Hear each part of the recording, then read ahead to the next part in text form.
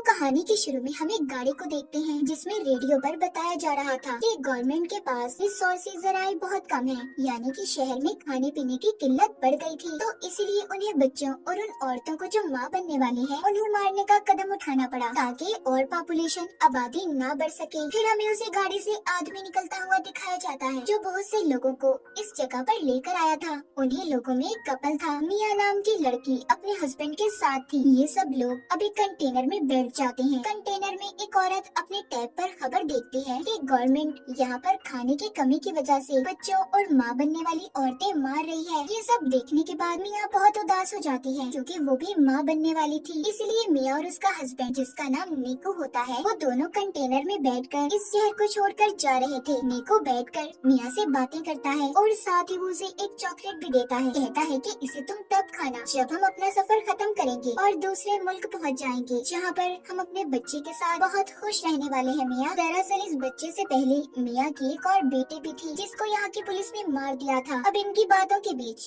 Container का दरवाजा बजने लगता है। जब नीकू देखने जाता है तो एकदम से दरवाजा खुल गया था। अंदर और भी बहुत से लोग आते हैं। इस कंटेनर में बहुत सारे लोग जमा हो गए थे, इसलिए बाहर खड़ा आदमी जिसके हाथ में गन थी वो कहता है कि आधे लोग बाहर आ जाओ, हमारा दूसरा कंटेनर आ रहा है, बाकी उसमें जाएंगे। तभी नीकू को भी उन लोगों के बीच में गन दिखाकर निकाल लिया जाता है। मिया कंटेनर के सुराग से देखती है नीकू को 107 नंबर के कंटेनर में भेजा जा रहा था। नीकू मिया से फोन पर बात करता है। वो उससे कहता है फिक्र नहीं करो, हम दोनों एक ही जगह पर जा रहे हैं, हम इकट्ठे हो जाएंगे। बस तुम इस सफर के दौरान अपना और मेरे बच्चे का ख्याल रखना और इर्द गिर्द किसी भी इंसान पर भरोसा मत करना। मिया का कंटेनर चलने लगता है। रास्ते में वो देखती है गवर्नमेंट की पुलिस बाहर औरतों को जमा करके जो खास तौर पर माँ बनने वाली है उन्हें मार रही होती है। कुछ देर के बाद कंटेनर रुक जाता है। मिया सुराग से देखती है कुछ ऑफिसर्स ने कंटेनर को तलाशी के लिए रोक लिया था। अब कंटेनर को खोलकर जब चेक किया जाता है तो वो उन्हें पूरा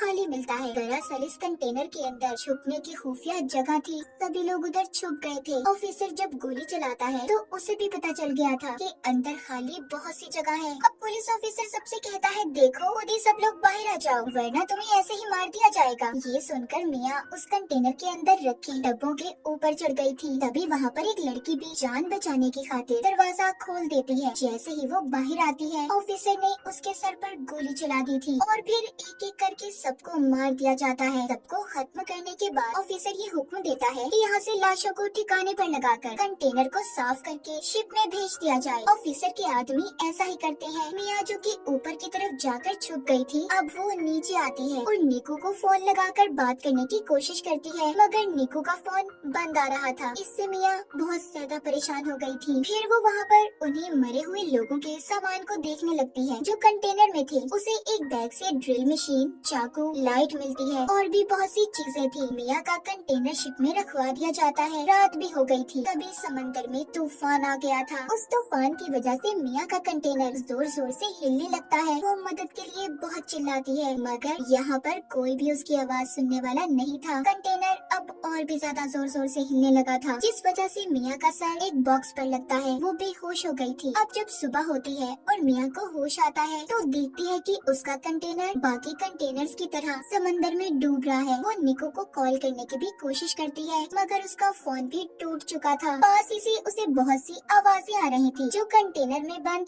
लोगों की आवाजें थी। सब मदद के लिए चिल्ला रहे थे। वो अपने कंटेनर के सुराग से देखती है कि 107 नंबर वाला कंटेनर पानी में डूब गया है जिसमें निको था। अपने हस्बैंड की ऐसे मौत देखकर तो वो बहुत ज्यादा टूट चुकी थी। सोचती है कि अगर निको ही नहीं रहा तो मैं जिंदा रहकर क्या करूंगी। इसीलिए अब वो खुद को भी मारने की कोशिश करती है कि तभी उसे अपने बच्चे का एहसास होता है। वो अपने बच्चे के बारे में सोचने लगी थी इसलिए मरने का इरादा बदल लेती है। वो ये सोचकर खुश हो रही थी कि बहुत जल्दी इस दुनिया में उसका और निको का बच्चा आने वाला है। यही सोचते सोचते वो सो जाती है। अब जब सुबह को वो उठती है उसके कंटेनर में पानी भरने लगा था। वो डूब रही होती है।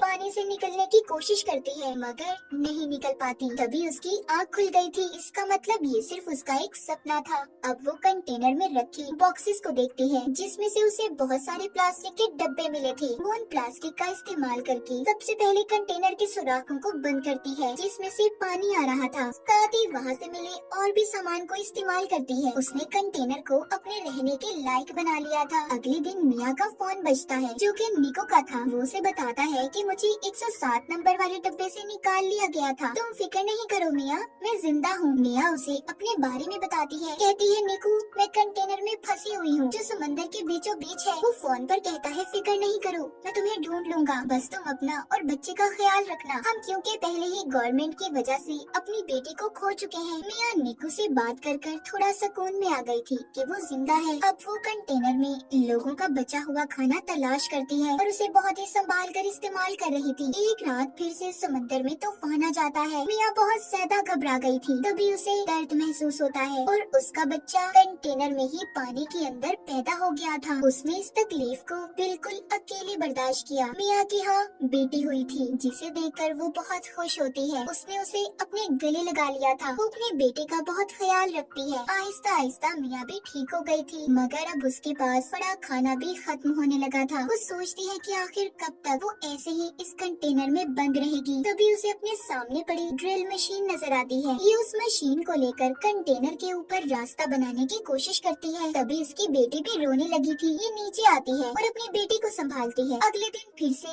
ये रास्ता बनाने का काम करती है मगर अब ड्रिल मशीन भी बंद हो गई थी। मिया ने गुस्से में उस मशीन को फेंक दिया था। तब इसे चाकू नजर आता है। ये अब उस चाकू का इस्तेमाल करती है मगर चाकू भी टूट गया था। मिया देखते हैं कि उसके पास अपना पीने के लिए पानी बचा था और न खाने के लिए खाना। उसकी हालत बहुत ज्यादा खराब थी। वो बेहोश हो जाती है। उसे अपनी बेहोशी की हालत में अपनी बेटी नजर आती है जिसको गवर्नमेंट ने मार दिया था। उसे अपने पास निको भी महसूस होता है जो उससे बस यही कह रहा था, मिया इसमें तुम्हारी कोई गलती नहीं, तुमने हर कोशिश की। कि तभी मिया के मुंह पर बारिश का पानी गिरता है। उसे होश आ गया था। वो अब एक कपड़े को फंसाकर कंटेनर के उस हिस्से को खींचती है जिसमें उसने सुराख किए थे। मिया की मेहनत रंग ले आई थी। रास्ता खुल जाता है। वो पहले तो डब्बों में पीने के पानी को जमा करती है। फिर जब वो बाहर आती है तो देखती है उसका कंटेनर समंदर के बीचों बीच था जहाँ पर दूर दूर तक उसे कोई भी नजर नहीं आता। वो अब अपनी बेटी को लाकर आसमान और समंदर दिखाती है। कहती है हम यहाँ से जरूर निकलेंगे। तभी उसे समंदर में मछलियाँ नजर आती हैं। मिया को ये देखकर एक आइडिया आता है। वो मछलियाँ पकड़ने वाला एक कांटा बनाती है जिससे वो मछलियाँ पकड़ने की कोशिश कर रही थी मगर उससे एक भी मछली नहीं पकड़ी जाती। वो बहुत थक चुकी थी और ऊपर ही लेट जाती है। तभी उसे आसमान पर प्लेन नजर आता है। अब मिया जल्दी से कंटेनर के अंदर जाकर शीशे का टुकड़ा लाती है ताकि वो उसके रिफ्लेक्शन अक्स से प्लेन को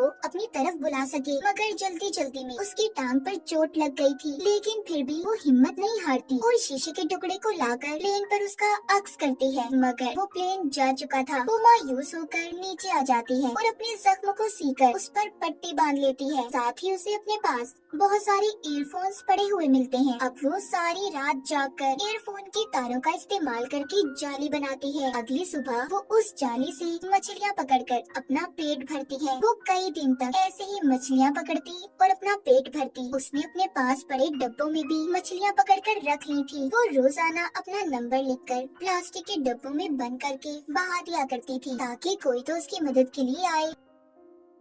एक रात उसे निको का फोन आता है जो कहता है मिया मुझे माफ कर दो, मैं तुम्हें बचाने नहीं आ सका। हमारे कंटेनर को पुलिस ने पकड़ लिया है, मुझे गोली लगी है। मिया कहती है निको हमारी बेटी हुई है जो बिल्कुल तुम्हारी जैसी है। वो उसे अपनी बेटी की आवाज भी सुनवाती है कि तभी उसका फोन बंद हो गया था। मिया बहुत रोती है और कंटेनर के ऊपर ही सो गई थी। ऐसे ही उसे कंटेनर में रहते 32 दिन गुजर जाते हैं। कंटेनर में जितना भी सामान था सब मिया ने इस्तेमाल कर लिया था जो जो उसके काम आ सकता था। अब वो कंटेनर के ऊपर डब्बों का इस्तेमाल करके एक छोटी सी कश्ती बनाती है जिसमें उसने अपनी बेटी को लिटा दिया था और मछलियाँ जमा करती है कि तभी उसे एक परिंदा नजर आता है जिसे देखकर वो सोचती है कि आसपास जरूर कहीं खुशकी होगी। थोड़ी देर में रात भी हो जाती है। मिया के कंटेनर में पानी भरने लगा था। उसकी बेटी की तस्वीर कंटेनर में गिर गई थी। मिया जब उसे लेने जाती है तो उसका पाँव रस्सी में फंस गया था। तभी ऊपर से उसकी बेटी की छोटी कश्ती पानी में बह गई थी। मिया किसी तरह अपने पाँव को जैसे तैसे छुड़वाकर बाहर आती है, मगर अब उसे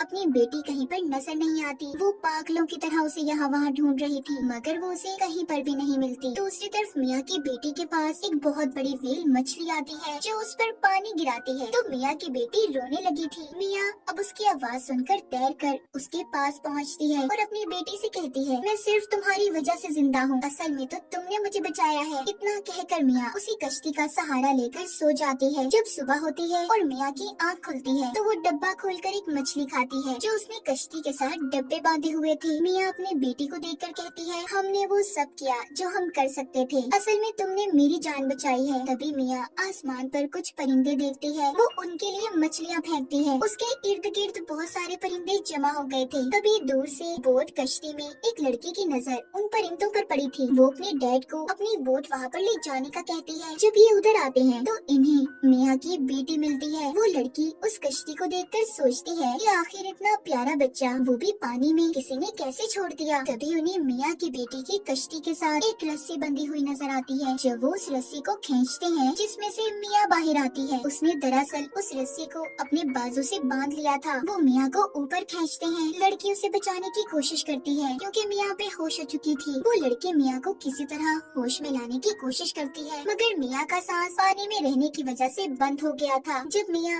अपनी बेटी की रोने की आवाज को सुनती है तो उसे होश आ गया था। वो उनसे पूछती है कि मेरी बेटी कहाँ पर है। वो लड़की मिया की गोद में उसकी बेटी देती है। बोट में लड़की के डैड मेडिकल मदद बुला रहे थे। मिया सबको देखकर बहुत खुश थी कि उसकी और उसकी बच्ची की जान को इन लोगों ने बचा लिया। वो अपनी नई जिंदगी के बारे में सोचकर रोने लगती है। मिया ने बहुत सी मुसीबतों का सामना किया था, आखिरकार उसने अपनी और अपनी बेटी की जान को बचा लिया। माँ बनने की ताकत ने उससे हर वो काम करवाया जिसके बारे में उसने कभी सोचा भी नहीं था। उसने एक बहादुर लड़की की तरह कंटेनर में बहुत से दिन गुजारे। मिया की इसी बहादुरी को दिखाते हुए इस फिल्म की कहानी भी यहीं पर खत्म हो जाती है।